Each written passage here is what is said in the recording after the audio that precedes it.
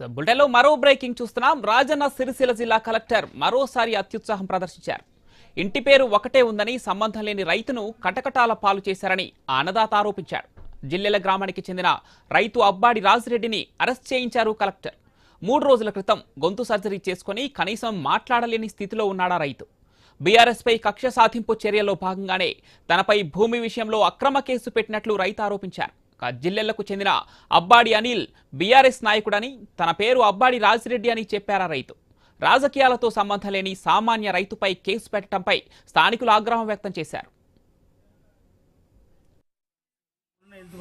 Surgery అయింది 10 రోజులు Siddipet hospital admit అయి ఉన్నాడు. కానీ రిపోర్ట్స్ అన్ని హాస్పిటల్ సంబంధించి ఇబ్బందులు ఉన్నప్పుడు కూడా దొరకబట్టిన అరెస్ట్ చేసి డిమాండ్ చేస్తారు. కావాలని కక్షపూర్తంగా రైతులు నిరుపేద కుటుంబానికి చెందినవాడిని, ఆయన వయసు 50 సంవత్సరాలు ఉన్నారు. అబ్బాయి రాయడం అతని వాడిని అక్రమంగా అరెస్ట్ చేసి ఇక్కడ జిల్లా కలెక్టర్ గారు అరెస్ట్ చేసి రిమాండ్ చేస్తారు.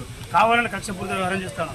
జిల్లాల గ్రామం మాది ఏంటంటే కేటీఆర్ దగ్గర ఉన్న గ్రామం అది. కావాలని చెప్పి ఇబ్బంది పెట్టాలని కేటీఆర్ నియోజకవర్గంలో పెట్టి రైతులను ఇబ్బంది పెట్టాలని ఉద్దేశంతో ఇట్లా చేస్తారు.